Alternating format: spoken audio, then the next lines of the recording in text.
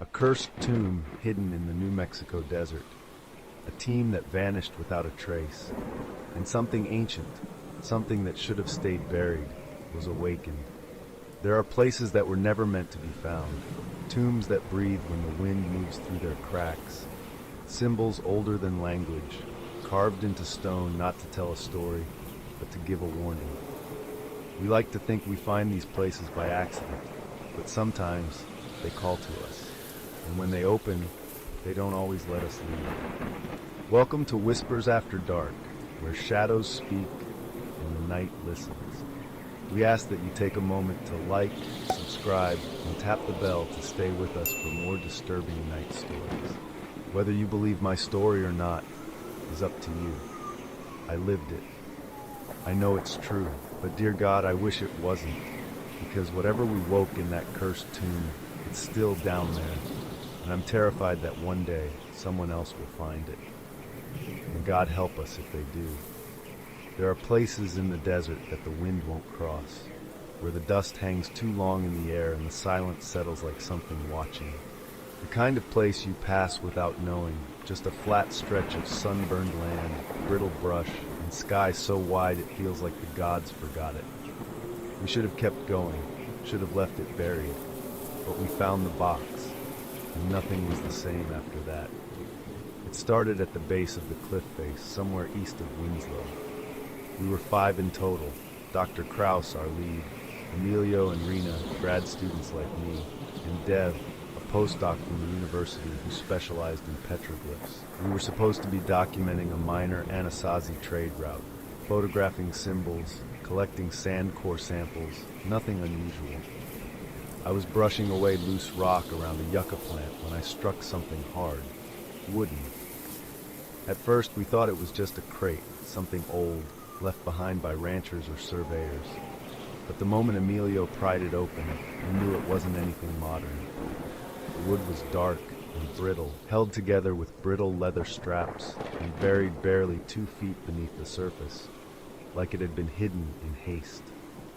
Inside, wrapped in remnants of what might have been old fabric, was a stone box carved with unfamiliar symbols, sharp angled spirals, jagged markings that didn't match anything from the area's known tribes.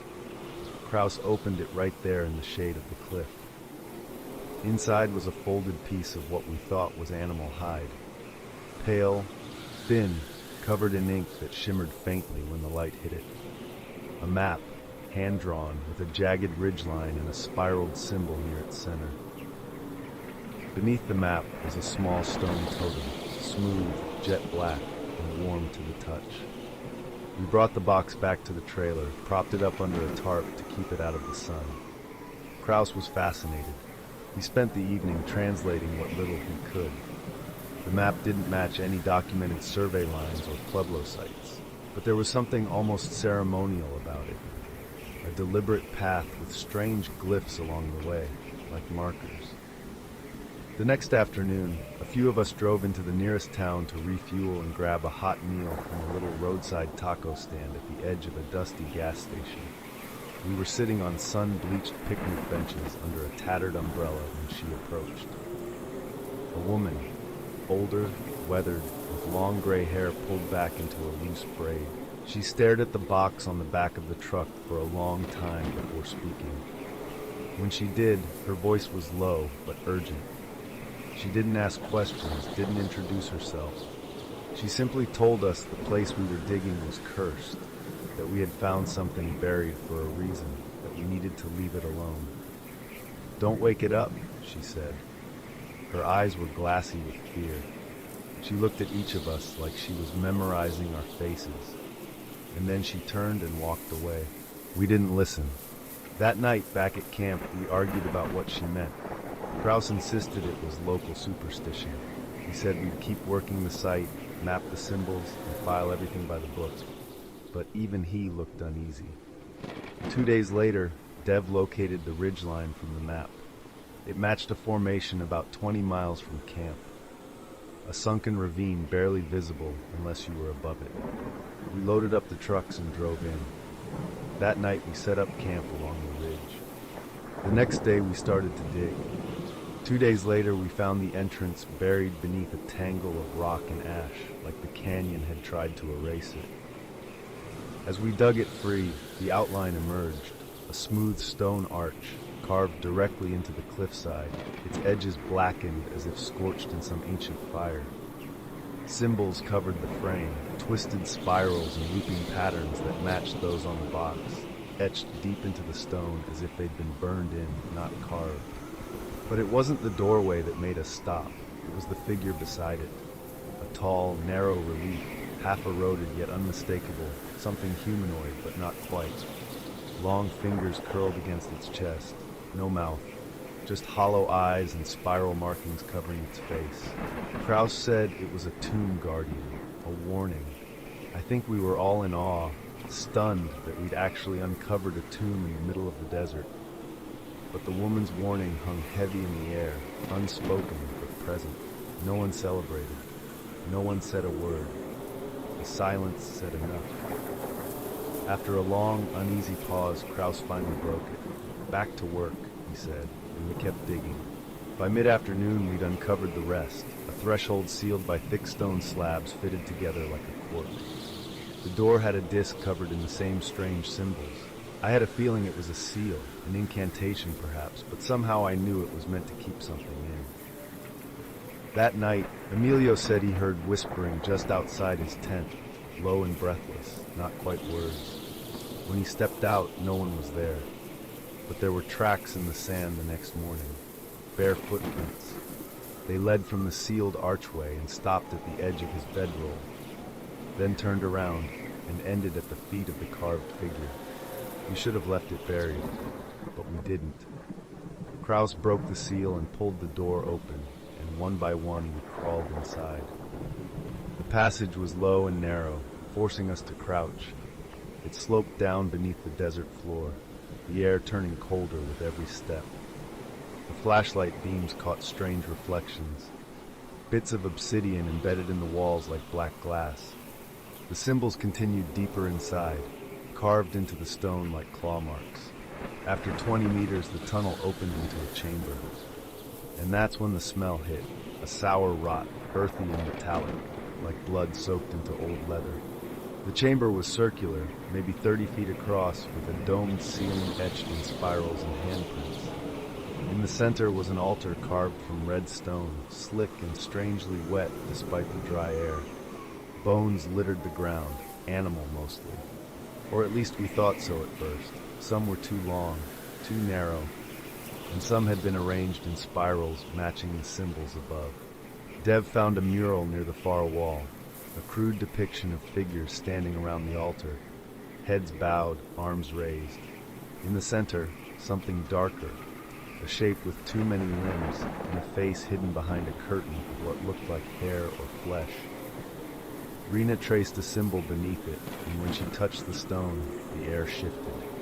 Cold rushed through the chamber, snuffing out one of our lanterns. I swear I saw something above the altar stone, something dark, shifting, without a definite shape. It didn't move like a shadow. It breathed. A slow, deliberate exhale that made the air feel heavy in my lungs. We backed out, spooked and silent. Krauss tried to shake it off, said we'd rest and return at dawn to catalog everything properly. But none of us really wanted to go back in. Sleep didn't come easy that night. When it did, it dragged me somewhere cold and dark, back into the tomb. I dreamed of the thing in the tomb, only this time it had shape. It looked like the figure from the mural. Twisted, faceless, arms too long, rising over the altar like smoke made solid. Then it reached for me. I tried to scream, but nothing came out. I could feel its limbs brushing against my skin, stretching around me like a second shadow, cold and crushing. And the woman was there, standing in the shadows, whispering the same words over and over. "You shouldn't have opened it." I knew then she'd been right. This place was cursed. We should have left it buried. I jolted awake just before sunrise, heart pounding, throat raw. I wasn't the only one. Rena was already outside her tent, looking pale, shaken. That's when we noticed the silence. Emilio and Dev were gone.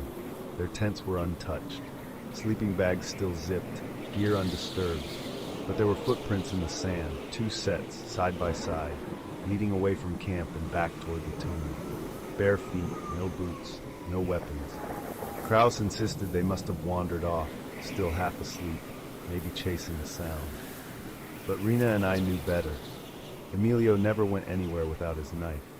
Dev had asthma. He wouldn't have left without his inhaler. We searched until dusk, called their names until our voices cracked, but we never found them. That night, Rena heard Emilio calling her name from the dark. Said it sounded like him, but wrong, like his voice had been stretched. She ran toward the sound. We tried to stop her. Krauss followed. Neither of them came back. I was alone. Rena and Krauss vanished into the dark and never came back. I stayed in camp for 2 more days, hoping, praying they'd return. But each night the voices came. I heard Krauss calling from the canyon, calm at first, then frantic. I heard Rena whispering just outside my tent, begging me to help her. Sometimes I even heard Dev laughing, like everything was fine. But I didn't follow. I knew better now. Not long after the last light faded from the canyon walls on the 3rd night, I started hearing voices. Soft at first, drifting just beyond the tent. They weren't angry or threatening. They were pleading. Familiar. I heard Emilio call my name in the same tone he used when he was teasing. Then Krauss, low and urgent, whispering for help. I knew it couldn't be them. I knew they were gone. But the voices kept circling the tent, brushing against the fabric like wind, only there was no wind. At one point, I saw the shape of a hand press against the canvas, pale, too thin, the fingers twitching like they couldn't decide how to bend. Another hand followed, pressing from the other side, dragging slowly down the fabric as if testing it. Then there were more, moving all around me, shapes crawling across the walls of the tent, fingertips tracing my outline. The voices grew closer, their whispers rising to a desperate chorus, calling my name, begging me to open the flap.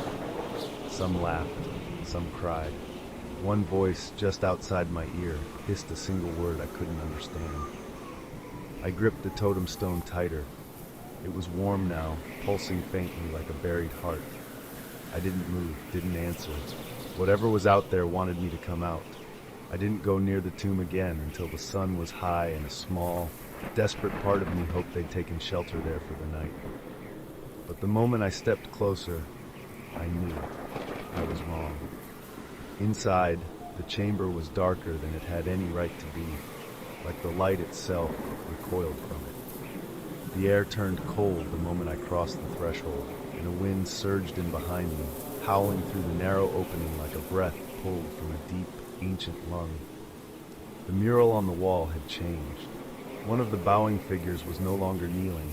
It stood upright now, its face scraped clean from the stone, just a smooth hollow where the features should have been. A long smear of fresh red trailed down the altar beneath it, as if something had been laid there and bled dry. That's when I saw them. Emilio and Rena, dried out, twisted in death, their skin clinging to bone. But I knew them. I knew them by Rena's red jacket, by the way Emilio's curls still clung to his skull. My knees buckled. I stumbled back against the wall, choking on a scream that never made it out. My stomach turned, bile rising in my throat, but I couldn't look away. My heart pounded so loudly it drowned out everything else, except for the sound of my own ragged breathing. That's when I saw him. Krauss stood at the far end of the chamber, facing the altar. He didn't turn when I called his name. His voice was low, steady, chanting, almost whispering, as he traced his fingers across the map we'd uncovered. The symbols on it glowed faintly, pulsing like veins under skin. Behind him, the shadows thickened. Something was taking shape. First a distortion, then form. Limbs too long, slick with something black and glistening. No eyes, just hollows that drank in the light. It rose without sound, towering behind him, drawn toward the altar like smoke pulled to a flame. "Krauss!" I shouted, backing away. He finally turned, his face pale, streaked with sweat and blood. "You have to go! Now!" His words shocked me back into reality, and in that instant, I understood. He was trying to contain it. to undo what we'd done when we opened the tomb. Whatever we'd awakened, Krauss meant to seal it back inside, alone. He hadn't expected me to be there, hadn't wanted me to see what he'd become part of. He thought he could fix it, bury it again, but now I was in the way. The ground shuddered beneath us. The chamber groaned, and the stone walls began to crack. Dust rained from above. Then came the collapse. The ceiling split open with a deafening roar, rocks tumbling down around us. I was knocked to the floor. I crawled, clawing my way toward the narrow shaft of light that marked the entrance. Behind me, I heard Krauss cry out, once sharp and raw, then silence. Then his voice again, closer this time, pleading, "Run! Get out, now!" I scrambled to my feet and looked back at him. I hesitated for only a moment, just long enough to see him struggling against the darkness coiling above the altar, its limbs wrapping around him like smoke with weight. He was trying to hold it back, trying to buy me time. Then I turned and ran. I looked back just in time to see his silhouette framed by the crumbling passage. For a split second, he broke free from the darkness and surged toward me. I felt his hands slam into my back, shoving me through the gap just before it sealed shut behind me with a deafening crack. I tumbled into the daylight, hitting the ground hard as the rocks sealed behind me. A sudden gust roared down the canyon, sand scouring the cliff face like a screen turned solid. I buried my face in my arms as it lashed against my skin. Then, as quickly as it came, the storm died. Krauss was gone. I was filthy, bloodied. Tears streamed down my face, cutting lines through the dust. Eventually, I got to my feet and staggered back to camp. I took a long drink from a jug of water, then poured the rest over my head, trying to rinse away the sand and the things I'd seen inside that place. I went through Krauss's things until I found the truck keys.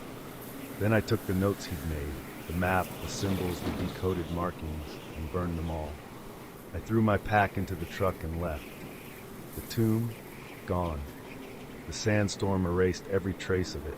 The box, buried inside, along with Krauss and the memory of the others. The police called it a tragic accident, a cave-in, said I was lucky to survive, but I know better. I still have nightmares. And for reasons I can't explain, I couldn't let go of the totem. I kept it. Some nights, I wake to find it sitting on my windowsill. Cold, still, watching. And sometimes, just before sleep, I hear the voices again, calling from beneath the earth. And sometimes, I'm afraid that one night, I'll wake to find myself standing at the end of the canyon again. Back inside. Back where it started. Believe me or don't, it doesn't matter. I lived it. And every night since, I've wished I hadn't. What we found in that tomb was never meant to be seen. And if you ever stumble across something buried in the desert, something sealed and silent, leave it that way. This concludes tonight's story from Whispers After Dark. Thank you for joining us. If you enjoy haunting tales, cursed discoveries, and stories that whisper long after they end, be sure to like, subscribe, and turn on notifications so you never miss what waits in the dark.